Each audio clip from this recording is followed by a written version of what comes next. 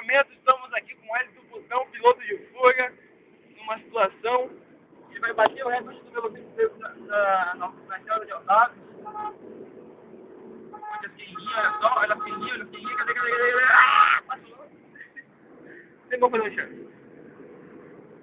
Agora ele está a 120 por hora. O velocímetro vai pular para 140 rapidinho.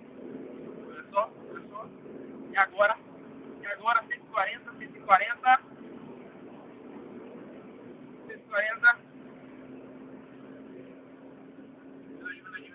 Tá parada. Tá parada. 50, 160. Tá bom, velho.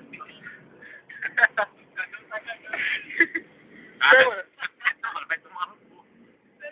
Nada, rapaz. É muito rápido, velho. Deixa ele tirar aquele controle da injeção de combustível pra você começar a porra, vai ficar aqui, ó.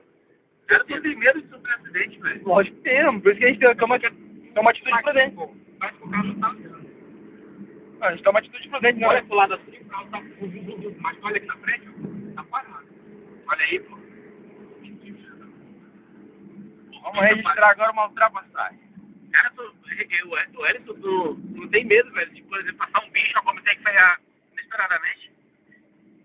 Isso é distância de segurança, tá vendo? Se ela frear, ele tem tempo de frear.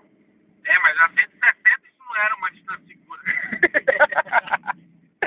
Isso é uma realidade. Vai. Tá dando sinal, tá dando pra passar. Hein? Alô, irmão, isso aí, mano. Consciente.